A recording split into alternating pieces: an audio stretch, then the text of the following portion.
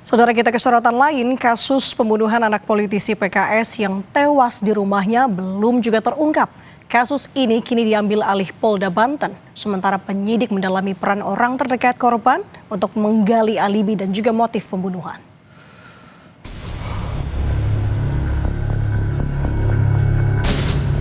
Hampir 2 pekan, polisi belum mengungkap siapa pembunuh anak politisi PKS yang tewas di rumahnya. Dari hasil pemeriksaan saksi dan otopsi, korban tewas karena luka benda tajam di tubuhnya. Korban tewas di rumahnya sendiri tanpa pengamanan security, asisten rumah tangga, maupun orang tua. Bahkan CCTV yang berada di setiap sudut rumah tak berfungsi saat peristiwa pembunuhan terjadi. Keluarga berharap polisi segera menemukan pembunuh anak politisi PKS. Kami masih menunggu ya, jadi masih menunggu hasilnya ya, dan kami juga berharap ini segera tuntas ya, segera ditemukan siapa pelakunya, apa motifnya, karena juga bukan hanya ini kepentingan bagi keluarga korban saja, tapi juga ini kepentingan untuk masyarakat ya di Indonesia, karena dengan ditangkapnya pelaku, kami berharap kan ada rasa aman. Sementara Kapolda Banten bilang, hingga kini penanganan perkara masih dalam tahap penyelidikan. Penyidik masih mendalami keterangan sejumlah saksi yang merupakan orang terdekat korban untuk menggali motif pembunuhan. Polisi juga masih mencari sejumlah barang bukti untuk mencari jejak pelaku.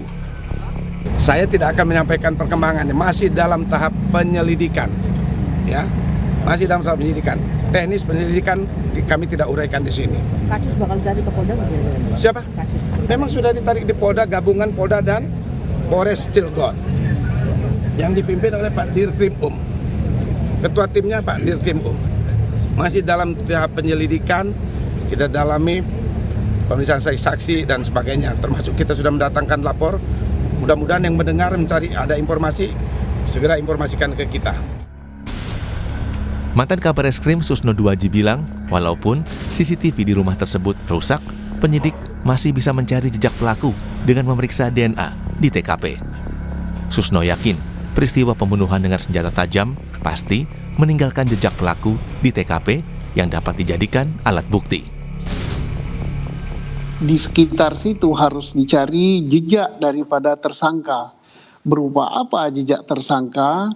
Bisa saja berupa jejak peninggalan, ada rambut, ada keringat dan sebagainya yang hanya bisa dilihat dengan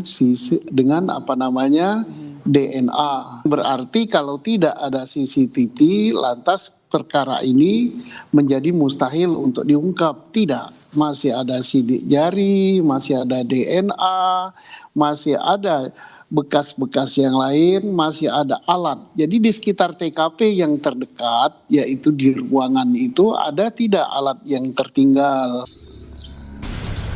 Hingga kini garis polisi masih terpasang di rumah politisi PKS TKP pembunuhan, karena proses penyelidikan untuk mencari pelaku masih dilakukan. Tim Liputan Kompas TV.